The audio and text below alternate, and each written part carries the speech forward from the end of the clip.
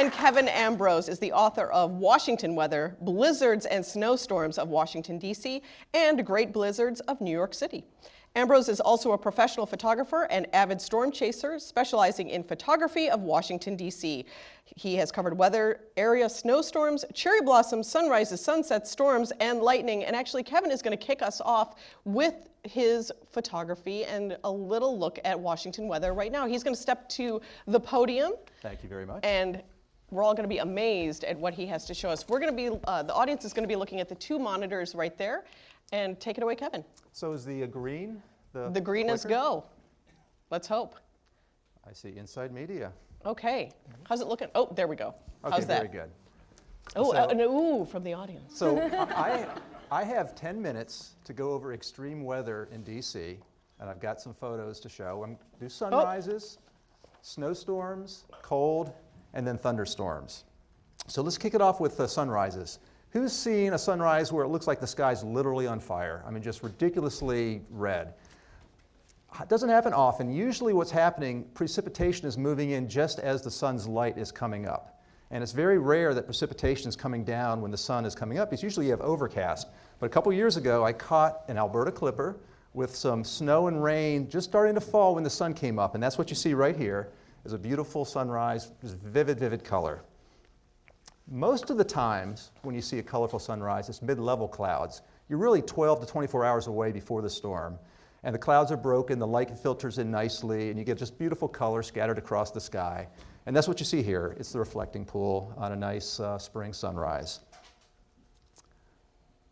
But if you really want to shoot the sun, and a lot of times when you shoot a sunrise, you want to see the round sun coming up, you need no clouds. And twice a year, the sun lines up with the capital. It's the spring equinox and the fall equinox. And really, the sun's moving quite rapidly across the sky during that time of the year. So you only get 1 or 2 days, and you got to hope for clear weather. This past September, I got the sun over the Capitol. There was a little bit of light fog and mist. You could see it kind of illuminated the foreground red, but it's a nice round sunball right over top of the Capitol. So let's move on to extreme snow. When do you think the snowiest period of time ever in Washington, D.C. was? Absolute ever. I feel like it was last week or 2 weeks ago. Almost. It was 1899. We had a week of solid snow and ridiculously cold temperatures, 14 degrees below zero, high temperatures in the single digits, and the snow depth in Washington, D.C. was 36.5 inches. And it wasn't like last month where it was fluffy 30 inches. This was hard-packed, wind-blown, deep snow where drifts were actually 10 feet high in the streets of D.C. And here's a photo. They shoveled the snow around a drift that was just too big to move. Now, going to the biggest snowstorm in Washington's history, it's the Knickerbocker storm. You may have heard about it, 1922.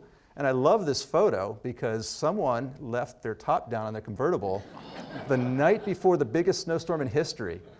Now, to the person's credit, in 1922, the forecasts really were not accurate. The forecast was a chance of rain or snow. That's all it was. 28 inches of snow ultimately fell on the city, and that is still the record for the largest snowfall in D.C. So let's jump ahead to about 20 years ago, the blizzard of '96. This was another major, major storm, close to 2 feet in the suburbs, 17.5 inches in D.C. at National Airport. And I love this photo, the ultimate in sledding. You're going down the Capitol steps. And this kid was 12 in 1996. And I've used this photo on our blog several times. In one of the comments, he came forward and explained what was happening. His brother was watching out for the Capitol Police. When they would leave, they'd go flying down the steps. When they came, they'd run away. And they kept this up for about an hour. And what's really cool now, if you saw the last blizzard, the Capitol Police now allow sledders. Not on the steps, but actually on the grounds, which is really nice.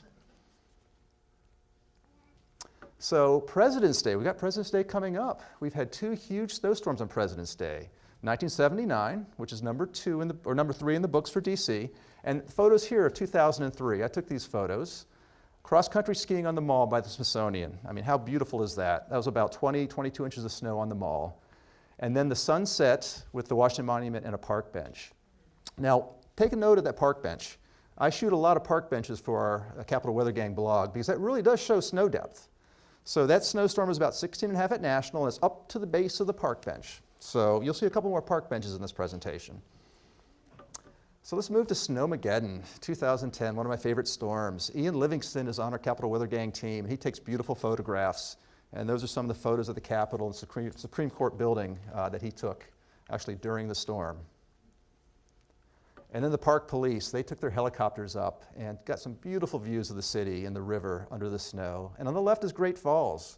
The rocks are just caked with snow.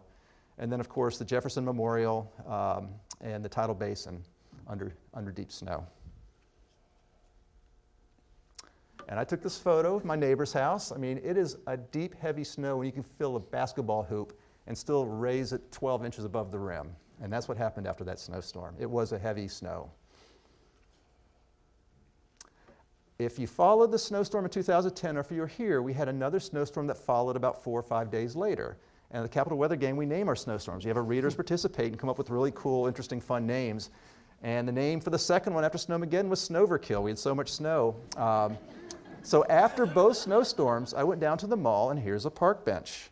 We had 17.8 at National Airport, followed by another 10.5. And you can see how deep the snow is. It's well over the top of the park bench, much deeper than it was in 2003. So let's go to 2011, Commutageddon. We had a bowling ball of a snowstorm heading right at us, barreling at us. The problem was in D.C., it was 41, 42 degrees and drizzle. It looked nothing like a snowstorm. It's really not a setup for a snowstorm, but if you looked at radar, we had lines of thunderstorms that were actually turning into snow and a massive upper-level storm just barreling right at us. If you were here, you might remember it took some people all night to commute home. It was just terrible. Power lines came down, trees came down. Here's a photo of the morning after. Everything is just pasted white. 10 inches were a common measurement around the area. 5 or 6 inches down at National Airport, but it was just a very devastating snowstorm and very difficult if you were at work and were looking at a drizzly sky, then instantly you had 6 inches of heavy snow coming down. And then let's move to this year, this January, one of my favorite snowstorms ever, the blizzard of 2016. Our readers helped us name it Snowzilla. And it was just a picture-perfect classic storm in all respects. Cold, it was on a weekend, fluffy, dry snow, no power outages, and I went down to the Capitol and took some photos. You see on the bottom left some sledders. They had little Capitol Police stickers on them. I thought it was cool. You see another park bench. Look how deep that snow is on the park bench after a blizzard this January. It's almost as deep as it was in 2010 after both storms. There was 2 feet plus at the Capitol when I went down there. So it was a very, very big snowstorm, one of the biggest snowstorms. And I had fun with this. I wanted to compare our blizzard this year with the biggest snowstorm ever in '22. So I parked my F-150 pickup truck, very similar manner as a Ford Model T was parked. And I photographed it during the storm, much like a photographer photographed the Model T. And really, the amounts are very similar. I measured 29 inches in my front yard next to my truck. And in DC, 28 inches were measured after the Knickerbocker Snowstorm. So we really did truly have a classic, major, historic blizzard last month. Extreme cold, that's what we're going through right now. How many people knew that the Reflecting Pool was the most popular ice skating rink in DC for decades? A few of you. It was shallow, it froze very quickly, and indoor ice skating rinks weren't around, so there are lots of photos, beautiful photos of ice skaters. Here's one of them from the 1920s. Of course, the Potomac River is an ice skating rink, but much, much more dangerous. And it's not recommended. And actually, you don't see skaters out there anymore, thankfully. But this was in 1977, a ridiculously cold winter. It was January of '77. And that's the 14th Street Bridge with dozens of skaters out on the river. Now, this is very rare, and I find it very interesting. I've only seen it happen twice in all of history, where when you have a huge frozen Potomac that gets melted, thawed, and flooded rapidly, you get ice flows, ice dams, and sometimes the ice blocks come onshore and damage buildings that are close to the river's edge. And this is Georgetown, and the ice flow has actually come ashore and damaged some of the buildings. This was in 1918. It was a very cold winter.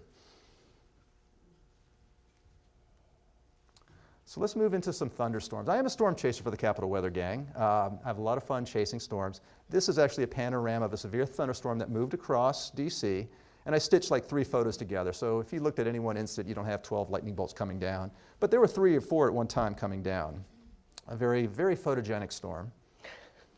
What I'm trying to do, lightning is actually fairly easy to shoot, to photograph, if you've learned how to do timed exposures. But to capture it with a monument and to expose both properly in the photo is a little challenging.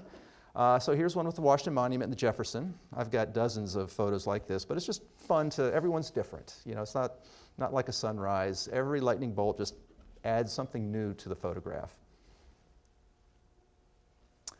And then there's the thunderstorm of all thunderstorms, at least in my memory, the Derecho of June 30th, 2012. Do you remember, anyone here remember that storm? That's what the radar looked like as it was just about, the storms were about to hit D.C. Ian Livingston and I went down to chase that storm. And we put ourselves on the Tidal Basin, much like a couple of photos you just saw. That storm was different. It came in silent. It didn't have thunder, didn't have lightning. It was dark and quiet. And it wasn't until we saw transformers blowing up in Alexandria across the river, we knew that the storm was almost on us, and it was too late. We got beat up. I lost a camera. Ian lost a lens. We made it back to the Jefferson Memorial, totally soaked, totally battered. I dried off one of my cameras, and I got this photo, big Derecho Lightning, and it covered the entire sky. This really was impressive. And we have scientists that work with us on our team, and they analyzed that particular flash, and I may have had 5% of it photographed. That flash spanned 50 miles across the sky. It was huge. Very, very interesting lightning flash. And afterwards, this is what I found particularly interesting. Hundreds of porta potties were put out for the July 4th event. They were all blown over. And luckily, you know, they're still chained, they hadn't been used, so it wasn't as gross as it could have been. But nevertheless, you had lines and rows of them that were just blown over, and the trees were down, the city was blacked out. It was a very unusual, eerie night feeling. Going back 10 years ago, I was on a storm chase, and I was looking away. I was talking to a tourist, which I often do when I'm in the memorial shooting lightning, and a huge explosion of thunder happened. And I looked down at my camera, and I had photographed lightning hitting the Washington Monument. And what's kind of interesting about this photo, the lightning hit the side of the monument, and the streamer from the top never connected the circuit. So if you look closely, you can see a little streamer coming off the tip. A couple years later, I was contacted by the Park Service, and they licensed it. So if you look in the bottom right, that's my photo up at the top of the Washington Monument with the lightning rod that was actually on the monument when that bolt hit, and a little poster and saying. So I think it's pretty cool. My little claim to fame for photography. And I love shooting tidal basin lightning, bolts reflecting off the water, just very beautiful. I'm safe, of course. I stay close to, usually stay close to vehicles or undercover. And here's some photographs from the Lincoln Memorial, shooting lightning across the reflecting pool. All these photos were from the same storm. And then, have you ever heard of a bolt out of the blue, where you have blue sky and a lightning bolt comes down? Lightning can really jump way outside of a thunderstorm. Now, this isn't picture perfect bolt out of the blue because there is blue sky, but there's also storm clouds on the horizon. But what was so startling was there was no thunder. I just started rolling the camera in the event something like this might happen, just out of boredom, quite frankly. And I captured this beautiful bolt of lightning coming out of a clear sky on the edge of a thunderstorm. And then Anvil Crawlers, you may hear that term from time to time. As a thunderstorm moves away, oftentimes the top, which resembles the top of an anvil, the lightning will actually follow the clouds up and out. It's cloud-to-cloud lightning, and it really can span the entire sky. And you may have seen it in the past. We had a beautiful event last spring with Anvil Crawlers. It just literally went across our entire sky. This was a photo from last spring. I was shooting by the Iwo Jima Memorial, the skyline of D.C. And this is from the same location. If you keep your tripod fixed and you don't move it and you keep shooting photo after photo, you can stack your lightning bolts. And that is about 50 lightning bolts from that storm over a period of about 35, 40 minutes. I just put photo on top of photo on top of photo, and with Photoshop brought out the bright pixels, and you kind of get the composure, the view of the entire storm, what it looked like. And that's how I created that image. Very surreal. And that is the end of my presentation. We'll have plenty of time for questions. But I just wanted to go through and kind of set the stage